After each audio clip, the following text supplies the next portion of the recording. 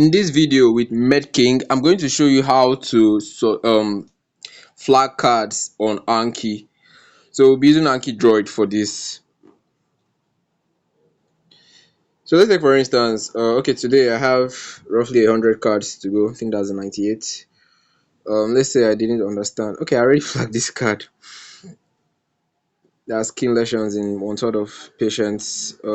No, I'm just looking for something. Okay, I haven't flagged this card. So let's take for instance I have a problem with this card. Let's say for instance I failed it. So I can click here to flag the card. Let's say I want to flag it blue. I suggest you use various flags for various things. So for instance, I like to use blue flags for concepts that maybe the flashcard wasn't well structured that I want to restructure. I like to use orange for flashcards that I did not understand at all. I have to maybe go and revisit the topic again.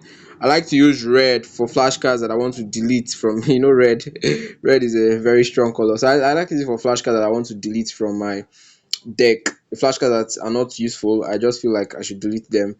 Then I once used pink, turquoise, and purple for other things during my exams. So sometimes I will just use maybe pink or purple for maybe flagging some specific cards I want to review just before exams and stuff. Just use them how you wish to use them. But the important thing that you have to know about flagging cards is that each flag, you have to make it a point of duty that each color, you dedicate each color to a specific function. So like for instance, like I said, my blue goes to cards that I want to restructure. Okay, yeah, this card, maybe I didn't write English well, I just want to restructure it better to make more sense, or add a better explanation, or a visual, or a big picture, or something. Could be anything. So that's it. So let me flag it blue.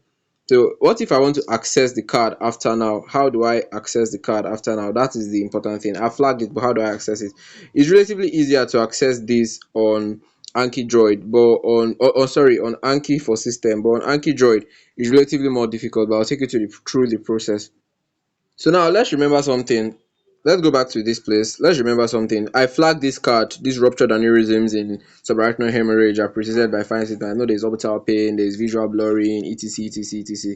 So I wasn't able to remember all of them. So anyway, so headache, etc. So basically, the thing is, if you check on the flagging cards, you'll see how they are arranged. Each flag is arranged in a hierarchical order. So red flag is flag 1, orange flag is flag 2, green flag is flag 3, blue flag is flag 4, pink flag is flag 5, turquoise flag is flag 6, and purple is flag 7. Those are what you need. Red is 1, orange is 2, green is 3, blue is 4, pink is 5, turquoise is 6, and purple is 7. You know what? Let me flag this purple so that it makes more sense. I know I don't have any other purple card, so that it makes more sense to you. So I go to my card browser, and then I simply tag flag colon 7. The only card in my deck that is flagged purple, which is this ruptured aneurysm card. So I can just click here and preview it. you know and then if I feel like making any change, I like to add lecture notes to my deck. If I feel like making any change, it's relatively easy to just dive in here and make the change. But I don't want to make any change. I just haven't learned this card. It's a new card. So if I want to maybe check for blue is 4. I already crammed the numbers, so you can see I have lots of blue cards. So these are cards that I need to restructure. So I will make out time maybe on my weekend to restructure it. So for cards I didn't understand, okay, yellow, I didn't really have any card I didn't understand for now. And then for cards I want to delete. So these cards here, I want to delete them for one reason or the other. I just haven't deleted them, and I will delete them because for me they are not characteristically high yield. So that is how to flag cards that you do not understand, so that you can visit them after your study session. It's very important that you do, so that you don't necessarily have to jump out of a study session, jump back into your study session.